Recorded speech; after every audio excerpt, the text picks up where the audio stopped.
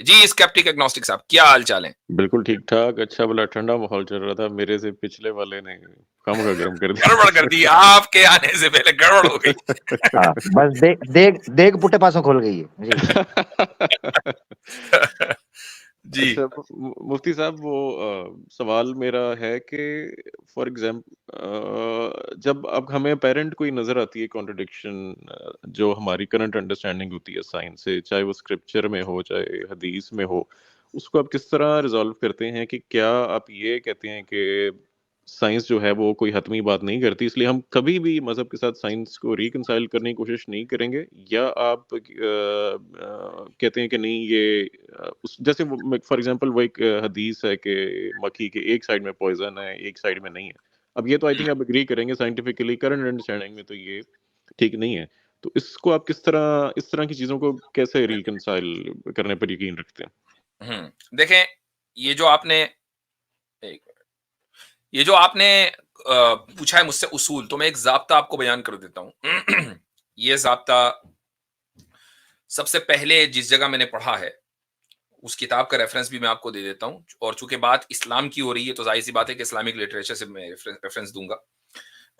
شیخ الاسلام ابن تیمیہ کی ایک کتاب ہے درء تعارض العقل والنقل, اس کی پہلی والیوم میں شروع میں ہی انہوں نے یہ بات لکھی ہے, اور اسی طریقے سے حضرت تھانوی نے الانتباہات المفیدہ میں یہ بات لکھی ہے کہ اگر کوئی عقلی سائنس, چونکہ عقل کے تحت آ جائے گی, وہ ایک بڑا ڈپارٹمنٹ ہے, اگرچہ سائنس جو ہے آج کل وہ امپیریکل ہے, لیکن پھر بھی ہم اس کو جب ڈویژن کریں گے, بڑی ڈویژن, تو ہم اس کو عقل کے تحت رکھیں گے, کہ اگر کوئی ڈیفینیٹو ریشنل یا سائنٹیفک کوئی فیکٹ ہے تو اس کا کسی ڈیفینیٹو ٹیکسچول ایویڈنس قرآن یا حدیث متواتر ان دونوں کے درمیان کبھی بھی کوئی کانٹرڈکشن ہو ہی نہیں سکتا. یہ پاسبل نہیں, اگر ہے تو دکھائیں. تو یہ جو میں نے آپ کو بتایا نا, قرآن کی آیت یا اسی طریقے سے حدیث متواتر, یہ دو چیزیں ہمارے یہاں ڈیفینیٹو ٹیکسچول ایویڈنس مانی جاتی ہیں. اب اگر آپ یہ کہیں کہ بھئی سائنس اس چیز کو تسلیم نہیں کرتی ہے کہ مکھی کے ایک پر میں شفا اور اگر اس کے دوسرے پر میں بیماری ہوتی ہے, تو یہ چیز بھی اپنی جگہ محل نظر ہے, اور اس کی وجہ یہ ہے کہ سائنس ابھی اگر کسی چیز کو تسلیم نہیں کرتی تو اس کا مطلب یہ نہیں کہ کبھی نہیں کرے گی.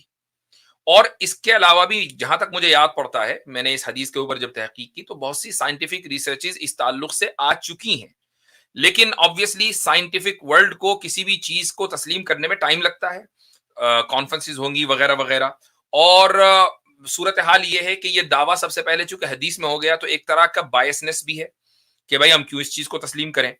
تو یہ ساری چیزیں ہیں, تو میں نہیں سمجھتا کہ یہ کوئی کانٹرڈکشن ایسا ہے کہ اس کو سالو نہیں کیا جا سکتا. مفتی صاحب اس میں میرا مل جائیں گے گوگل پہ.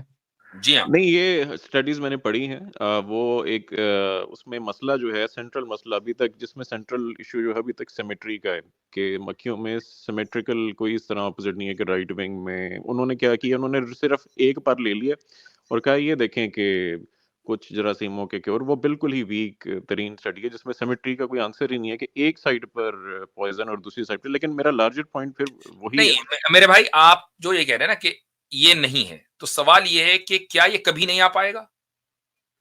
جی, میرا اسی سے لنک سوال تھا کہ آپ سائنٹیفک فیکٹ اسٹیبلش ہونا کس کو کہتے ہیں کہ یہ اسٹیبلش ہو گیا؟ نہیں, فیکٹ تو اب سائنس استعمال, لفظ فیکٹ کا تو استعمال ہوتا ہی نہیں ہے سائنس میں. ہائیسٹ آپ آپ نے تھیوری اصل پہ میں جاتے کوٹ ہیں. کیا اشرف تھانوی صاحب کو کہ وہ جی, کہتے ہیں کہ جو ہے وہ کبھی بھی کانٹرڈکشن میں نہیں میں ہو نے اسی لیے سکتا. سائنس کا لفظ میں نے کہا کہ سائنس جو ہے وہ عقلی جو ریالم ہے, ڈومین ہے, اس کی ایک برانچ ہے ہمارے یہاں. مطلب اس میں تھوڑی سی مختلف رائے ہیں, اس میں امپیریسزم ورسز ریشنلزم والی وہ نہیں, مسئلہ میں اس میں چلتا نہیں ہے. جانا چاہ رہا ہوں. آئی نو, میں اس میں نہیں جانا چاہ رہا ہوں. میں نے جب عقل کا لفظ بولا نا تو میں ریشنلزم کی بات نہیں کر رہا ہوں. وہ تو الگ الگ, مجھے معلوم ہے کہ یہ دو اسکولز آف تھاٹ ہیں پورے ایپسٹیمولوجی میں, اس کا ڈسکشن ہے, میں اس کے بارے میں بات ہی نہیں کر رہا ہوں. میں اسلامک پوائنٹ آف ویو سے بات کر رہا ہوں کہ جب آپ کسی سائنٹیفک ڈسکوری کو پیش کرتے ہیں تو وہ بھی انسانی عقل کا ایک نتیجہ ہوتی ہے, ٹھیک ہے, چاہے وہ ہائپوتھیسز ہو, اس کے بعد ریسرچ ہو, ایکسپیریمنٹس ہو, انہیں کو اس کو استعمال کیا گیا ہو, لیکن وہ ایک انسانی عقل کا نتیجہ ہے, وحی کا نتیجہ نہیں ہے. یہ میں کہنا چاہ رہا ہوں, یہ وحی ورسز عقل ہے. جی بالکل, ٹھیک ہے, لیکن مفتی صاحب ہم جب فار ایگزامپل اسی انسانی عقل سے ہی جب کسی دوسرے مذہب کے اسکرپچر کو ریجیکٹ کر رہے ہوتے ہیں کسی انکنسسٹنسی کی بیسس پہ سائنٹیفک فیکٹس، پھر وہی پرنسپل ہم اسلام پہ کیوں نہیں اپلائی کرتے؟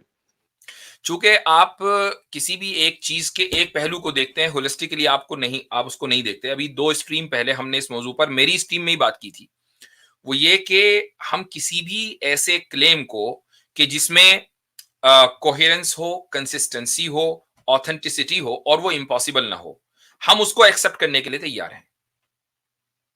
اب یہ 4 جو پیمانے ہیں یہ ہونے چاہیے. اب ہم دوسرے مذہب کو کیوں ریجیکٹ کرتے ہیں؟ چونکہ آتھینٹسٹی نہیں ہے، چونکہ کنسسٹنسی نہیں ہے، کوہیرنس نہیں ہے. کوئی بھی وجہ ہو سکتی ہے. آپ اسلام میں یہ ثابت کریں کہ بھئی کنسسٹنسی نہیں ہے اسلام کی، اور بات بنیادی اصولوں کی ہو رہی ہے، فری مسائل کی، چھوٹے موٹے مسائل کی نہیں ہو رہی ہے، بنیادی اصولوں کی کہ جن کے اوپر دین قائم ہوتا ہے، وہ مذہب کھڑا ہوا ہوتا ہے. اس میں ثابت کریں کہ کوہیرنس، کنسسٹنسی اور آتھینٹسٹی، اور پھر اس کے بعد وہ امپاسبلٹیز تو نہیں ہے. میں اس کی ایک مثال دے دیتا ہوں. مثال یہ ہے کہ حضرت عیسائیوں کے ہاں یہ عقیدہ کہ حضرت عیسیٰ علیہ السلام ہی خدا ہے، خدا ان کے روپ میں ہے، عیسیٰ کے روپ میں اس دنیا میں آئے. یا اسی طریقے سے ہندوؤں کے یہاں یہ عقیدہ کہ جی رام جی کی شکل میں، لکشمن اور کرشن جی کی شکل میں اوتار وغیرہ بن کر جو ہے خدا نے اس دنیا کے اندر روپ دھارا. تو یہ ساری چیزیں جو ہیں وہ امپاسبلٹیز میں آتی ہیں. اس میں دیکھیں مفتی صاحب، کیونکہ کوہیرنس اتنی ایک سبجیکٹو چیز ہے. فار ایگزامپل میں اسی حدیث کو لوں تو میں کہوں کہ دیکھیں یہ کنسسٹنٹ یا یہ کوہیرنٹ نہیں ہے کہ ایک آل نوئنگ بینگ جو ہے اپنے نبی کے ذریعے ایک ایسی بات کہے جو سائنٹیفکلی اتنا کرسٹل کلیئر ہو کہ سائنس کی ڈومین اس کو کہیں سے بھی ایکسیپٹ نہیں کریں. میں نے آپ کو پہلے ہی بولا کہ جو کوہیرنس کا جو ضابطہ ہے وہ آپ فری تعلیمات میں نہیں بلکہ اصول اور عقائد میں شامل کریں گے. کچھ چیزیں ایسی ہو سکتی ہیں کہ مثلا فی الحال سائنس اس کو ایکنالج نہیں کر رہا ہے، لیکن وہ ایک خبر واحد ہے، ٹھیک ہے، آپ اس کو نہ تسلیم کریں، سائنس کی بنیاد پر کافر نہیں ہو جائیں گے. بالکل ٹھیک ہے. لیکن اچھا مفتی صاحب، اس میں پھر سوال لارجر پیدا ہوتا ہے جو کچھ بلکہ کئی اسٹرنگز پہلے میں نے کہ حدیث میں ایسی چیزیں آ جانا جس پر کہ یہ تو چلیں ہو سکتا ہے آپ اس کو ایکسیپٹ کریں یا نہ کریں، لیکن بہت ساری چیزیں ایسی ہیں جو آپ بھی ایون اوتھینٹک بکس میں سے بھی کہیں گے کہ نہیں یار یہاں کوئی مسئلہ ہے، یا نریشن کا یا متن کا بھی. چلے نریشن چین میں تو سمجھ آتی ہے، اگر متن بھی کسی پوائنٹ پر آ کر اس ساری چین سے پھر بھی ریجیکٹ ہو جاتا ہے، تو پھر مجھے بتائیں کہ اللہ تعالیٰ نے یا خدا نے آل نوئنگ نے اپنا جو آخری پیغمبر کے ذریعے جو میسج جو ہمیشہ کے لیے یوز ہونا ہے اس کے اوتھینٹک ہونے میں ابہام، کہ ہمیں یہ کیسا امتحان ہے کہ ہمیں ایک عمل کرنا تو چلیں کریں یا نہ کریں، لیکن یہ صرف جان پانا کہ یہ ہولی پروفٹ نے کہا تھا یا نہیں کہا تھا، اس میں بھی ابہام کیسے چھوڑا جا سکتا ہے خدا کی طرف سے؟ ہولی پروفٹ نے یا جس چیز کے اوپر ہمارا دین ٹکا ہوا ہے، جس کے بارے میں ہم سے سوال ہوگا، جو بنیادی عقائد ہیں، اور اسی طریقے سے جو ہماری بنیادی عبادات ہیں، کہ جس کو حدیث جبریل میں جو 2 سوال تھے، بہت سارے کوشچنز میں حضرت جبریل نے رسول اکرم صلی اللہ علیہ وسلم سے کیے تھے. پہلا سوال تھا کہ ایمان کیا ہے، اور آپ صلی اللہ علیہ وسلم نے اس کا جواب دیا کہ تم اللہ پر، اللہ کے رسول پر، کتابوں پر، جنت جہنم قدر وغیرہ پر ایمان لاؤ. اور اس کے بعد حضرت جبریل نے سوال کیا کہ اسلام کیا ہے، تو اس پر رسول اللہ صلی اللہ علیہ وسلم نے فرمایا کہ تم گواہی دو، اور اس کے بعد نماز پڑھو، زکوٰۃ دو، روزہ رکھو، حج. یہ وہ بنیادی چیزیں ہیں. اس میں مجھے بتائیے کہ کیا کہیں کوئی ابہام رہ گیا کہ اس میں آتھینٹسٹی کا ابہام سوال؟ یہ ہے اس میں ابہام یہ ہے کہ فار ایگزامپل حدیث جب کچھ حدیثوں میں جب آپ نے یہ مان لیا کہ ہاں یار ابہام ہے، اس کا مطلب ہے پوری جب اسٹرکچر حدیث کا جب کوشچن مارک ہوتا ہے تو اس میں تو نماز نہیں پڑھنے کا طریقہ کار ہی موجود نہیں ہے قرآن میں. تو نہیں، میں بتا دیتا ہوں آپ کو جی کہ تواتر جو ہے، آپ نے لفظ سنا ہوگا، جی جی بالکل. اس کے ہمارے یہاں 4 قسمیں ہیں، ٹھیک ہے. ایک ہے تواتر سند، ایک ہے تواتر طبقہ، ایک ہے تواتر عملی، اور ایک ہے تواتر قدر مشترک. یہ 4 قسمیں ہیں تواتر کی. اس کی ایک مثال بھی دے دیتا ہوں میں آپ کو، ایک مثال. جی تواتر مجھے فرق سند، کی سمجھ ہے، سیکنڈ والا طبقہ کا مجھے بتا دیں گے وہ انگلش میں یا تواتر اردو میں کیا؟ طبقہ کا مطلب یہ ہے کہ ایک جنریشن نے دوسری جنریشن سے کوئی چیز سیکھی، صرف اوکے دیکھا ٹھیک ہے. نہیں اس کو بلکہ سیکھا. مثال جی کے طور سمجھ پر گیا. قرآن کے جو الفاظ ہیں یہ تواتر طبقہ ہے، ٹھیک ہے. ہر جنریشن نے دوسری جنریشن سے سیکھا. اور تواتر عمل کا مطلب کیا ہے کہ ایک جنریشن نے دوسری جنریشن کو وہ کام کرتے ہوئے دیکھا. تو نماز کی 4 رکعتیں، ظہر کی، عصر کی 4 رکعتیں، مغرب کی 3 رکعتیں، عشاء کی 4 رکعتیں، یہ تواتر عملی کی بنیاد پر ہے. لہٰذا کوئی اگر یہ کہے کہ نہیں مغرب کی 3 نہیں، میں تو 4 پڑھوں گا، 1 رکعت زیادہ پڑھوں گا، میں زیادہ عبادت کرنا چاہتا ہوں، کافر ہو جائے گا. اگر وہ یہ کہے گا کہ نہیں 3 نہیں، 3 غلط ہے اور 4 ہی صحیح ہیں، کافر ہو جائے گا، چونکہ وہ تواتر عملی کے خلاف جا رہا ہے. لیکن تواتر کے حق میں جو کوئی دلیل ہے، وہ کیا قرآن میں کوئی تواتر کے حق میں دلیل ہے؟ اچھا، یہ حدیث تو ہے لا تستوی امتی رسالہ اور ہاں جی قرآن کی آیت ہے کہ اعوذ باللہ من الشیطان الرجیم ومن یبتغی غیر سبیل المؤمنین، ہاں یہ ہے جی غیر جی جی سبیل، جی کیا آیت ہے اس کی اس پلیز کا پچھلا؟ ٹرانسلیشن جی بتا دیجیے. جی جی آیت جو ہے وہ میں نکال لیتا ہوں. ومن یبتغی غیر سبیل، اس طرح کیا ہے؟ نولیہ ما تولی ونصلہ جہنم. یس نولی ما تولی. جی جی جی جی یہ اس میں ہے سورہ 5ویں پارے میں جہاں تیسرا کوارٹر شروع ہو رہا ہے اس سے پہلے ومن یتبع غیر سبیل المؤمنین ومن یتبع غیر سبیل المؤمنین نولیہ ما تولی ونصلہ جہنم. کہ ایک جو اور بھی ہے، ایک آدمی اور سوری جی سورہ بقرہ کی ایک اور ہے فَإِنْ آمَنُوا بِمِثْلِ مَا آمَنْتُمْ بِهِ فَقَدْ اهْتَدَوْا. جی ٹھیک. تو یہ دو آیتیں ہو گئیں. اب آپ اس میں دیکھیں جو پہلی آیت پڑھی گئی ہے وہ یہ ہے کہ مؤمنین کے راستے کے علاوہ اگر کوئی شخص کسی راستے پر چلے گا تو نولیہ ما تولی، ہم اس کو چلنے دیں گے جس طرف وہ جا رہا ہے لیکن پہنچائیں گے جہنم میں، ونصلہ جہنم. ٹھیک ہے، یہ سورہ نساء کی آیت نمبر 115 ہے. ٹھیک ہے بھائی. اچھا اس میں تواتر کیسے عمل میں آ رہا ہے مجھے وہ کلیئر کر دیجیے. کیونکہ مؤمنین کا جو طریقہ ہے جو وہ ایک دوسرے سے سیکھ رہے ہیں یہ تواتری تو ہے، یہ اجماع ہے. اجماع اور تواتر دونوں اسی آیت سے نکل کر سامنے آتے ہیں. بالکل صحیح، بالکل. آئی تھنک یہ کنونسنگ آپ کا جواب ہے. لیکن وہ سائنس والے پوائنٹ پہ اتباع، مجھے سوری ایک جملہ بولنا چاہ رہا ہوں. اتباع جب مومنین کی کرنی ہے تو وہ بحیثیت ایک مجموعہ کے ہوگی، اور جی مجموعے کا ایکسپریشن تواتر کے ذریعے ہی سامنے آ سکتا ہے. یعنی اجماع بھی جب ہم کہتے ہیں تو حقیقت میں صوری طور پر یعنی شکلی طور پر نظری طور پر وہ اکثریت کی ہاں نمائندگی کر رہا بالکل ہوتا یہ ہے. سینس بنتی ہے. اب کسی فرد کا اگر اختلاف بھی پایا جاتا ہے اور وہ کبھی ریکارڈ نہیں ہوا تو اس کو بھی تواتر ہی کہا جائے گا. یعنی تواتر کا اندازہ ہی کثرت سے ہوتا ہے.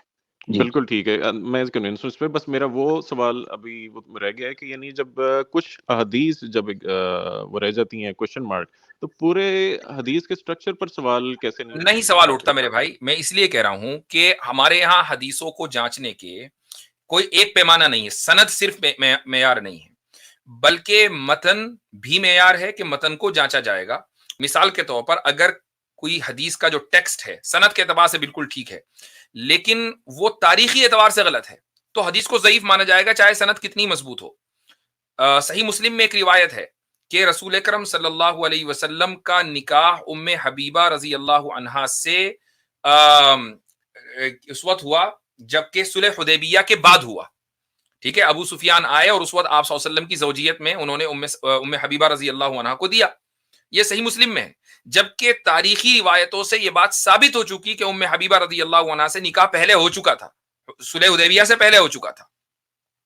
تو اب یہ جو چیز ہے نا یہ اب یہاں سند کے اعتبار سے بالکل ٹھیک ہے لیکن متن کے اعتبار سے چونکہ گڑبڑی آ گئی تو اس حدیث کو معلل مانا جاتا ہے. اور معلل کہتے ہیں اس حدیث کو جو سند کے اعتبار سے ٹھیک ہو لیکن متن میں گڑبڑی ہو اس لیے اس کو ریجیکٹ کر دیا جاتا ہے. جی بالکل مفتی صاحب. یہ مجھے متن والے پہ ہی سب سے زیادہ یعنی سمجھ لیں سوال ہے یا حیرانگی ہے کہ جب تمام تر چین کے باوجود متن کلیش کر جائے چاہے ہسٹوریکل کسی انڈرسٹینڈنگ سے چاہے قرآن پاک سے اور اس کو یہ بات طے کرنے والے جو ہیں وہ نان نبی ہیں وہ مطلب نبی کے علاوہ ہیں تو یہ تو آلموسٹ نبوت کے درجے پہ فائز کرنے والی بات نہیں ہے. بخاری کیا چیز مسلم یا بعد کہ فار ایگزامپل متن میں آپ نے ایک چیز آپ کے تک پہنچی صحیح چین سے راوی میں کوئی سارے عادل راوی جو بھی سٹینڈرڈ آپ لیں چاہے مسلم کے لیں بخاری کا آپ تک پہنچ گئی. کسی نے فار ایگزامپل شیخ البانی نے یا کسی اور نے کہا کہ نہیں اس میں یہ مسئلہ ہے متن میں. آپ نے تو جو لیجڈلی ہولی پروفٹ کا کال تھا اس کو اپنی عقل سے آپ نے یہ کہہ دیا کہ نہیں یار یہ متن ایسا نہیں ہے. چونکہ اگر سند میں مان لیجئے 5 لوگ ہیں اور 5 لوگ کریڈیبل ہیں تو کریڈیبلٹی کا مطلب یہ نہیں ہوتا کہ وہ کبھی ان سے بھول چوک نہیں ہو سکتی. تو یہ جو غلطیاں ہوتی ہیں کہ صحیح سند کے باوجود بھی متن میں گڑبڑی ہوئی ہے یہ جھوٹ کے نتیجے میں نہیں ہوتا، یہ بھول چوک کے نتیجے میں ہوتا ہے. اور تو آپ نے جن اسناد میں متن کا ایشو نہیں ہے اور چین جن کی ٹھیک ہے آپ نے تو ان میں بھی ابہام پیدا کر دیا. تو ہم تو خود ہی کہتے ہیں بھیا خبر واحد جو ہے وہ ظنی ہوتی ہے وہ قطعی نہیں ہوتی. ہمارے یہاں ظنی اور قطعی کا کانسیپٹ بھی ہے. ظنی کا مطلب یہ ہے کہ موسٹ لائکلی یہ حدیث صحیح ہے. قطعی کا مطلب یہ ہے کہ بیونڈ اینی ڈاؤٹ یہ حدیث مفتی صاحب یہ آپ نے بہت ہی خوبصورت جملہ ہے کہ موسٹ لائکلی. کیا ہمارے پریکٹس جو ہے سب کانٹینٹ کی حد تک لے لیتے ہیں، کیا ہماری پریکٹس جو حدیث ہے وہ اس روشنی میں ہوتی ہے کہ یہ موسٹ لائکلی ٹھیک ہیں یا وہ آلموسٹ ان کو واجب یا فرض ٹائپ ان کو صورتحال دی جاتی ہے اور جس کو کہا جاتا ہے کہ جو حدیث ڈینائی کرے وہ آپ میرے بھائی صرف سب کانٹیننٹ اور اسلام کا مسئلہ نہیں ہے، دنیا چلتی ہی ہے موسٹ لائکلی پر. دنیا ہی چلتی ہے موسٹ لائکلی پر. مفتی صاحب بہت بڑی اسٹیٹمنٹ ہے, آپ اس پہ غور کریں. میں اس کی مثال دے دیتا ہوں کہ اگر مان لیجئے عدالت میں آپ نے ایک ملزم کے خلاف کچھ ثبوت پیش کیے تو یہ ضروری نہیں ہے کہ وہ ثبوت 100% ایکوریٹ ہوں. اس کے باوجود بھی عدالت جو ہے وہ شخص کو مجرم مانتی ہے. مثلا کسی آدمی کا ڈی این اے کوئی چیز وہاں پڑی ہوئی ہے جائے وقوع پر, قتل کی جگہ پر, اور وہ اس کا ڈی این اے کسی سے میچ ہو گیا, یہ کیا ضروری ہے کہ اسی آدمی نے قتل کیا ہو, لیکن یہ اس کے خلاف ثبوت بن جاتا ہے. میں آپ کے ساتھ ہوں اس میں, میں ان لوگوں میں سے نہیں ہوں جو میں کہتے ہیں کہ تمام حدیث بعد میں فیبریکیٹ, لیکن یہ موسٹ لائکلی والی جو بات ہے یہ مجھے اچھا لگا سن کر. اور لیکن اس اسپرٹ میں مجھے وہ فالو ہوتا ہوا نظر نہیں آتا کہ وہ اسی طرح سمجھا جاتا ہے کہ جس نے اس کو حجت مطلب اسی طرح سمجھا, چونکہ دنیا اسی طریقے سے آپریٹ کرتی ہے. میں نے تو آپ کو عدالت کی دنیا کا آپریٹ کرنا مفتی صاحب سمجھ میں آتا ہے. دین میں جہاں ایبسولوٹزم کیونکہ وہاں زیادہ اٹیچ ہو جاتا ہے, وہاں پھر حدیث کو جب اس طرح, بھائی حدیثیں بھی تو ہمارے لیے ہیں نا, اس دنیا میں رہنے کے لیے ہیں. تو ہم دنیا میں جس طریقے سے دنیاوی مسائل کو آپریٹ کرتے ہیں اور چلاتے ہیں, سمجھتے ہیں, اسی طریقے سے حدیثیں بھی ہیں کہ ہم ظن غالب, اس کو بولتے ہیں ظن غالب, اسٹرانگر اسمپشن. اسٹرانگر اسمپشن کی بنیاد پر یہ فیصلہ کرتے ہیں کہ یہ حدیث چونکہ قرآن سے کانٹرڈکٹ نہیں کر رہی, اس حدیث میں بظاہر یہ ثابت نہیں ہو رہا ہے کہ کسی راوی سے کوئی غلطی ہوئی ہوگی یا کوئی بھول چوک ہوئی ہوگی, تو موسٹ لائکلی یہ حدیث ہے, لہٰذا اس کے اوپر عمل کیا جائے گا. یہاں تک کہ اس سے اسٹرانگر کوئی دلیل آ جائے جو اس کو نیگیٹ کر دے تو بات الگ ہے. بالکل ٹھیک ہے. آئی تھنک میں جو جملہ آپ نے کہہ دیا اس کے بعد میری مزید بحث. اچھا میں اس پہ اگر حضرت اجازت دیں تو ایک دو بات کہنا چاہتا ہوں. جی دیکھیں دو الگ مسئلے, ایک ہے حجیت حدیث, وہ تو نص قطعی سے یعنی نص قطعی سے آپ کے سامنے آتی ہے. حجیت حدیث یا حجیت سنت جو بھی آپ بولنا چاہیں, یعنی نبی پاک صلی اللہ علیہ وسلم کی تبیین تفسیر جو کہ قرآن سے, وہ تو نص قطعی سے پتہ چلتا ہے کہ اللہ تعالیٰ فرماتے ہیں کہ ہم نے آپ پر کتاب نازل کی لتبین للناس ما نزل الیہم, تاکہ آپ بیان کر دیں کہ جو ان کے اوپر نازل ہوئے. یعنی رسول پاک صلی اللہ علیہ وسلم کا قرآن کا تبیین کرنا یہ خارج از قرآن سمجھ آتا ہے آپ کو. تو نص قطعی سے حجیت حدیث یا حجیت سنت کا تو پتہ چل گیا. اب اس کی جو اختلافات ہیں یہ حجیت کو ساکت نہیں کرتے, یہ تحقیق کا تقاضا کرتے ہیں. اب خود قرآن نے آپ کو کہہ دیا کہ آپ کے پاس کوئی خبر پہنچتی ہے اور آپ کو ذرائع پر شک گزرتا ہے تو آپ تحقیق کریں اور تحقیق کے بعد آپ حق تک پہنچیں. یہ اتنی سمپل بات ہے. اب یہ کہنا کہ فلاں حدیث پہ یہ حکم لگا ہے یا فلاں حدیث پہ لگا ہے تو پورے کے اوپر کوشچن مارک لگ گیا ہے, تو اسکیپٹک گنوسٹک بھائی مجھے یہ بتائیں, نہ اس سے کوئی دنیا کا شعبہ بچے گا, نہ عدالت بچے گی, نہ فیملیز بچیں گی, کوئی بھی نہیں بچے گا. بالکل کچھ نہیں بچے گا. کیونکہ آپ اپنی بیوی کے کال پر یقین کرتے ہیں کہ وہ آپ کے ساتھ بے وفائی نہیں کر رہی. آپ کے بچے آپ کے کال پر یقین کرتے ہیں کہ وہ آپ ہی کے ہیں, ٹھیک ہے نا. تو اسی طریقے سے میں یہ آپ کو بتا رہا ہوں, بالکل آپ نے 100% ٹھیک بات کی. ورنہ ایک شک ہوگا تو اسکیپٹک اگنوسٹک بھائی سارے ہی اگنوسٹک ہو جائیں گے. یہ بھی اچھا میں اس کا جواب دے لوں. نہیں میں دیکھیں میں سمجھ گیا آپ کے ذہن میں جو اشکال ہے نا وہ یہ ہے کہ چلو یہ تو دنیا کر رہی ہے نا, حدیث کے ساتھ ایسا کیوں ہوا؟ حدیث تو ہر ایک ڈیفینیٹ ہونی چاہیے تھی نا. یہ آپ نے مجھ سے شاید اس سے پہلے بھی ایک مرتبہ سوال کیا تھا. بالکل کئی اسٹریمز پہ.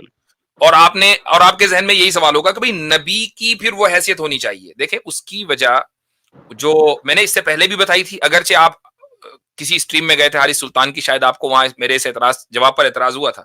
وہ یہ تھا کہ خدائی حکمت کا تقاضا یہ تھا کہ جو اصول ہیں اور جو فروع ہیں ان کے درمیان فرق ہو. حدیث متواتر سے اور قرآن کی آیتوں سے اصول نکلتے ہیں, اور فروع میں عمل کرنے نہ کرنے, کس طرح کرنا ہے کس طرح نہیں کرنا ہے, اس کی گنجائش نکلتی ہے. میں ایک مثال دے دیتا ہوں کہ خدا کے اوپر ایمان لانا ہے. اب اس میں کوئی تفصیل نہیں ہے کہ جی اس طرح ایمان لانا ہے کہ اس طرح آدھے پر ایمان لے آئے, پونے پر ایمان لے آئے, سیدھا ہو کر رات میں لے آئے, دن میں لے آئے, ایسا کچھ نہیں ہے. ایمان لانا ہے تو ایمان لانا ہے 100%. اس میں کسی تفصیل کی مزید کوئی گنجائش نہیں رہ گئی. تقدیر کو ماننا ہے تو ماننا ہے, ٹھیک ہے. نماز پڑھنی ہے تو نماز پڑھنی ہے, اب اس میں گنجائش نہیں ہے کہ کہے کہ 3 پڑھنی ہے کہ 5 پڑھنی ہے. لیکن تفصیلات میں کہ کیسے پڑھنی ہے, کہ رکوع میں جانے سے پہلے ہاتھ اٹھانے ہیں کہ نہیں اٹھانے ہیں, اس میں اختلاف ہے, اور اس میں اختلاف کی گنجائش ہے. اس میں کوئی مسئلہ نہیں ہے. یہ نہیں ہے کہ جو ہاتھ اٹھا کے پڑھ رہا ہے اس کی نماز نہیں ہو رہی ہے, جو نہیں پڑھ رہا ہے اس کی نماز ہو رہی ہے, ایسا کچھ نہیں ہے. تو اس فرق کو باقی رکھنے کے لیے حکمت الہی کا تقاضا تھا کہ کچھ حدیثیں ایسی بھی ہوں کہ جن پر ظن غالب کی بنیاد پر, اسٹرانگر اسمپشن کی بنیاد پر فیصلہ کیا جائے. جی مفتی صاحب, یہ لاسٹ ٹائم آپ نے بھی کیا تھا, مجھے یہ بالکل بھی مطمئن نہیں کر سکا لاجک. اس کی وجہ میں آپ کو بتاتا ہوں. دیکھیں اگر تو کچھ چیزیں رکھنی تھیں، آپ سمجھ لیں کہ انسانوں کی کچھ فہم پر چھوڑنی تھیں، تو اس میں نبی کے قول کو ابہام کا شکار بنانا کہ انہوں نے کہا تھا یا نہیں بنانا تھا، اس کی ضرورت نہیں تھی، کیونکہ اس سے ان کی ڈسرسپیکٹ کا بھی آنسر ٹھیک، نکلتا ہے کہ اس وہ کا بات جواب بھی بالکل دے دیتا ہوں، اس کا جواب بھی دے دیتا ہوں. صحابہ کے لیے ہر حدیث متواتر تھی، ان کے لیے بالکل خبر صحیح، واحد نہیں تھی. بالکل صحیح. ٹھیک، اب صحابہ کے لیے صحابی نے رسول اللہ صلی اللہ علیہ وسلم کو جو کہتے ہوئے دیکھا، سنا اور جو کرتے ہوئے دیکھا، اس پر اسی طریقے سے، اگر اس چیز پر عمل کرنا ضروری تھا تو اس پر اسی طریقے سے عمل کرنا اس صحابی کے لیے ضروری تھا. اب رسول اللہ صلی اللہ علیہ وسلم کی زندگی میں عمل کے حوالے سے الگ الگ سٹیجز آئے ہیں. مثال کے طور پر شرابیں ایک دم بین نہیں ہوئی، اسی طریقے سے نماز کی جو مکمل کیفیت ہے وہ ایک دم نہیں آئی ہے، کبھی کچھ آہستہ آہستہ آہستہ اس کے اندر پروگریشن ہوا ہے. اس کی ایک مثال دے دیتا ہوں. اس کی مثال یہ ہے کہ ایک حدیث ہے کہ رسول اللہ صلی اللہ علیہ وسلم کانا یرفع یدیہ فی کل رفع و خفض، کہ آپ صلی اللہ علیہ وسلم ہر اٹھنے بیٹھنے پر رفع یدین کرتے تھے، ہر اٹھنے بیٹھنے پر، یہاں تک کہ اگر سجدے سے ایک مرتبہ اٹھیں تو بھی رفع یدین. اس حدیث کے اوپر اتفاق ہے ائمہ اربعہ کا، علماء کا، کہ اس میں پروگریشن ہوا ہے. وہ پروگریشن اس طریقے سے ہوا ہے کہ نہیں، بعض جگہوں پر پھر بعد میں رفع یدین کو، ہاتھ اٹھانے کو ختم کر دیا گیا. اب جو حنفی پوزیشن ہے وہ آگے تک گئی ہے کہ نہیں، ہر جگہ پہ ختم کر دیا گیا، سوائے نماز میں شامل ہوتے وقت اس جگہ باقی رکھا گیا. شافعی اور حنبلی یہاں تک پہنچے کہ نہیں، ہر جگہ پہ ختم کر دیا گیا، لیکن صرف رکوع میں جاتے ہوئے رہ گیا اور رکوع سے واپس آتے ہوئے رہ گیا، باقی جگہ ختم کر دیا گیا. لیکن ختم کرنے پر سب کا اتفاق ہے. اب آپ یہ دیکھیں کہ صحابی کے لیے جس طرح اس نے دیکھا اسی طریقے سے عمل کرنا ضروری ہے، لیکن جب وہ حدیثیں بعد میں گئی ہیں تو اب اس کے اندر بھول چوک کا امکان ہو گیا، تو اس میں نبی کا درجہ کم نہیں ہوا، ورنہ صحابہ کے لیے کچھ نبی کی باتیں ماننی چاہیے تھی. جی یہ لیکن بہت ہلکے معاملات ہیں، میں اس طرف جانا نہیں چاہ رہا تھا. وہ 11,000 وولٹ کا ٹاپک ہے، جیسے انجینئر صاحب کہتے ہیں. وہ یہ ہے کہ قرآن کی بھی کون سی آیت منسوخ ہے، کون سی نہیں ہے، اور ایون قرآن کی ترتیب بھی، چلیں ترتیب نہ بھی لیں تو کون سی آیت کہاں لی جائے گی، اور ناسخ و منسوخ والا جیسے میں نے ذکر کیا وہ بھی حدیث میں اس سے رہنمائی لی جاتی ہے. قرآن تو کی itself کیسے ڈیپینڈ کر سکتا ہے حدیث؟ کوئی بھی آیت 100% منسوخ نہیں ہے، 100%. نہیں، لیکن کون سی آیت منسوخ ہے اور کون سی نہیں ہے، یہ کیا اس کے لیے حدیث سے دلیل نہیں لی جاتی؟ نہیں، دلیل لی جا سکتی ہے، لیکن ظاہر سی بات ہے کہ اچھا ایک چیز یہ بھی ہے کہ نسخ جو اختلاف ہوا ہے نا کہ کون سی آیت منسوخ ہے، اب اصل میں بات یہ ہے کہ آپ انجینئر صاحب، پھر انجینئرنگ گڑبڑ ہو جاتی ہے دین کی. نہیں میں ان سے بالکل اس معاملے میں متاثر نہیں ہوں، میں نے صرف ان کا فریز یوز کیا 11,000 وولٹ. ہاں، تو بات یہ ہے کہ جو نسخ کا جو لفظ ہے نا، چونکہ تھوڑا سا بورنگ ٹاپک ہو جائے گا، نہیں میں مختصر کر رہا ہوں کہ نسخ کا جو لفظ ہے وہ متقدمین کے یعنی جو ارلی اسکالرز ہیں ان کے یہاں دوسرے معنی میں استعمال ہوتا تھا، اور جو بعد کے اسکالرز ہیں ان کے یہاں دوسرے معنی میں استعمال ہوتا تھا. جو ارلی اسکالرز ہیں ان کے یہاں کسی بھی طرح کے امینڈمنٹ کو، مثلا کوئی آیت جو ہے جنرل ہے اس کو خاص کر دیا گیا، اس کو نسخ مانا جاتا تھا. لیکن متاخرین کے یعنی جو بعد والے اسکالرز ہیں، کینسلیشن اور ایبروگیشن کو انہوں نے نسخ مانا. آج جب نسخ کا لفظ بولیں گے تو ہم بعد کی جو آج کی اصطلاح ہے اور اس کے مطابق بولیں گے، جو متقدمین کی اصطلاح ہے اس کے مطابق نہیں بولیں گے. لیکن اس ٹرمینالوجی کی وجہ سے مسلمانوں میں، علماء میں اختلاف ہو گیا کہ کتنی آیتیں منسوخ ہیں، یہ وجہ رہی. دیکھیں اس میں مفتی صاحب وہ مسئلہ بہت گہرا یہ ہے کہ دیکھیں ایک تو یہ جو مختلف تعریفیں یا مختلف ابھی تک جو اگریمنٹ نہیں ہے اس کے بھی پیچھے حدیثیں ہی نکلتی ہیں کہ اس وجہ سے یہ والا لاجک لیا گیا، اس وجہ سے یہ. اور جو قرآن کی کمپائلیشن ہے وہ بھی جس مطلب سمجھ لیں جس طریقہ کار سے حدیث آئی اسی طریقے سے قرآن پاک آیا. فرق کیا ہے اب دلیل کیا؟ ایک جملہ مفتی صاحب، ایک جملہ ہاں ایک جملہ یہ کہ وہ آپ یہ دلیل کہ قرآن ہولی پروفٹ کے ٹائم پہ ہی مکمل کیا گیا تھا، اس کی دلیل بھی احادیث سے ہی لیتے ہیں. قرآن کے اپنے انٹرنلی پورے کمپلیٹ ہونے کا کہیں کوئی قرآن میں کوئی فارمولا یا کوئی کسی قسم کا کرسٹل کلیئر بات نہیں ہے، وہ بھی حدیث سے. الیوم اکملت لکم دینکم واتممت علیکم نعمتی ورضیت لکم الاسلام دینا، قرآن کی آیت ہے، ٹھیک ہے. اب اس کے بعد صرف ایک یا دو آیتیں نازل ہوئی ہیں، صرف ایک یا دو آیتیں، یہ قرآن میں دین کو مکمل کر دیا گیا. اب اگر مان لیجئے ایک یا دو آیتیں ہم یہ کہتے ہیں کہ بعد میں نازل ہوئی ہیں، تو یہ ہم کہاں سے لیتے ہیں؟ یہ قرآن میں تو لکھا نہیں ہوگا، یہ تو حدیث میں لکھا ہوگا. آپ کہہ دیجئے حدیثیں غلط ہیں تھوڑی دیر کے لیے، لیکن یہ آیت تو موجود ہے نا، الیوم اکملت لکم، کہ آج میں نے دین کو تمہارے لیے مکمل کر دیا. اس کا مطلب یہ ہے کہ انٹائر قرآن اس سے پہلے نازل ہو چکا، تو قرآن سے تو ثابت ہو گیا وہ بالکل میں وہ نازل ہونے پہ نہیں ڈاؤٹ یہ ہے کہ جو نازل ہوا تھا کیا وہ اسی حالت میں آگے پہنچ گیا یا نہیں پہنچا. اب یہ والی بات قرآن میں کیسے لکھی گی؟ اس کے لیے تو پھر قرآن کا مسلسل نزول چلتا رہنا چاہیے. دیکھیں ذرا وہ یہ سوال کیسے جمپ کیا انہوں نے. یہ والی بات کی جب نہیں میں بڑا کلیئر مجھے ایک بات بتاؤ یار. حدیث میں ہی آئے گا ایک قرآن کس طریقے سے جمع کیا گیا, کس طریقے سے آیا, کیونکہ قرآن جمع ہو رہا ہے. قرآن میں کہاں سے آئے گا کہ کیسے جمع ہو اور کیسے آگے پہنچا, یہی کیونکہ وہ تو خود جمع ہو رہا آپ ہے. اس پوائنٹ کی گہرائی کو جس دن سمجھ گئے نا میں گہرائی سمجھ گیا ہوں. میں نے آپ کی چینجنگ دیکھی ہے کہ جب مفتی صاحب نے وہ آیت پڑھی ہے اس کے بعد آپ نے اپنے سوال کو چینج کر دیا. نہیں آپ میرا سوال, میں نے کہا تھا کہ قرآن اسی ذریعے سے آیا جس ذریعے سے حدیث, اور مگر قرآن میں وہ چیز نہیں آئے گی نا, قرآن میں وہ چیز نہیں آئے گی, کیونکہ آپ ایک چیز کے بارے میں, آپ ایک انسیڈنٹ کے بارے میں یہ بیان کر رہے ہیں کہ وہ کیسے آیا, وہ کیسے ہوا, یعنی قرآن کیسے کمپائل ہوا, وہ قرآن میں کیسے آئے گا. اصل سوال ہے نا میرے بھائی, کیسے میں جو اصل سوال ہے کہ کیا قرآن پورا اوتھینٹک پہنچا, وہ کیسے سے مراد یہ نہیں ہے بالکل پہنچا, بالکل پہنچا. اب اس کا ذکر نہیں, اور آتھینٹسٹی کی بنیاد تواتر طبقہ ہے نا, میں تو بات ہو چکی اس پر. اس کے علاوہ بھی اگر حدیث سے استدلال کر رہے ہیں, اس میں ایک تو تواتر طبقہ کی یا تواتر علمی جو ہے, جس کو حضرت نے بیان کر دیا کہ علم کیسے ٹرانسفر ہوا, پورے کے پورے لوگ وہاں پر. اس کے علاوہ بھی اگر حدیث سے بھی آتا ہے تو ٹھیک ہے, حدیث سے آ رہا ہے, اس میں اعتراض کیا ہے؟ نہیں, ان کا اعتراض عامر بھائی یہ ہے جس کو آلریڈی ہم اس کا جواب دے چکے کہ ان کا جواب یہ کہ جب حدیثیں ظنی ہیں, خبر واحد ظنی ہے, تو آپ ایک ظن کی بنیاد پر یہ طے کر رہے ہیں کہ قرآن جو ہے وہ مکمل ہو گیا اور یہ وہی قرآن ہے جو نازل ہوا. ایگزیکٹلی ہے نا, تو ہم ہم اس کا جواب جو ہے وہ یہ دے رہے ہیں کہ قرآن کریم نے ایک کیٹیگوریکل اسٹیٹمنٹ دیا ہے, وہ یہ ہے کہ ہم نے اس قرآن کو نازل کیا, ہم حفاظت کرنے والے ہیں. اب اس کے بعد تواتر طبقہ کی بنیاد پر یہ طے ہوا کہ یہ وہی قرآن ہے جو صحابہ نے رسول اکرم صلی اللہ علیہ وسلم سے سیکھا ہے. تو ان دونوں میں کوئی کانٹرڈکشن نہیں ہے, جب بلکہ ایک چیز دوسرے کو انڈورس کر رہی ہے, لہٰذا یہ چیز آتھینٹیکلی پروون ہے کہ یہ وہی قرآن ہے جو رسول اکرم صلی اللہ علیہ وسلم نے صحابہ کو دیا ہے. جی, یہ ایک دوسرے کو. اور دوسری چیز یہ ہے, دوسری چیز یہ ہے, اگر یہ حضرت یہ بھی کہہ رہے ہیں نا کہ خبر واحد کے تھرو, تو پھر یہ اپنے دوستوں سے جا کے پوچھیں کہ جنہوں نے پروگرام کیا ہے, ان کا ایک دوست تھا بڑا پیارا, اس نے تو پورا پروگرام کیا, وہ کہتا ہے جی پورا قرآن جو ہے وہ خبر واحد نہیں ہے, صرف آخری سورہ توبہ کی آیت ہے. کیونکہ جب حضرت زید بن میں ماسک والے دوست کی بات کر رہا ہوں,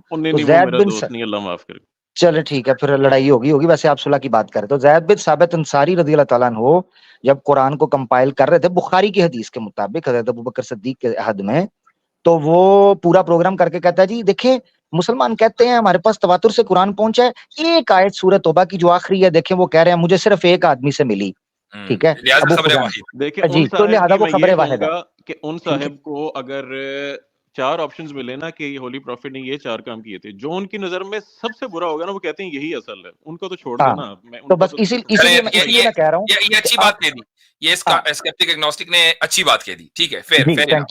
جی تھینک یو. تو اس کا مطلب یہ ہے کہ آپ بھی ظنی پر کھڑے ہیں, آپ کے کچھ دوست بھی ظن پر ہیں, آپ بھی. بات یہ کہہ کر رخصت لیتا ہوں, وہ لمبی اگر آپ لوگ اجازت دیں گے تو کنٹینیو کر لیتے ہیں, کہ جو آپ نے کہا نا دونوں ایک دوسرے کو انڈورس کر رہے ہیں, یہی سرکولر لاجک میں پوائنٹ آؤٹ کرنے کی کوشش کر رہا ہوں کہ یہ سرکولر لاجک ادھر قرآن اور حدیث میں بہت سرکولر لاجک. میرے بھائی لاسٹ پوائنٹ اب میرا ہے, سرکولر لاجک اس وقت ہوتی جب ہم قرآن پر یہ کہتے کہ قرآن میں یہ آیت ہے اور اسی آیت سے پتہ چل رہا ہے کہ قرآن یہی ہے, ٹھیک ہے, اگر ہم یہ کہتے ہیں تو یہ سرکولر لاجک ہے.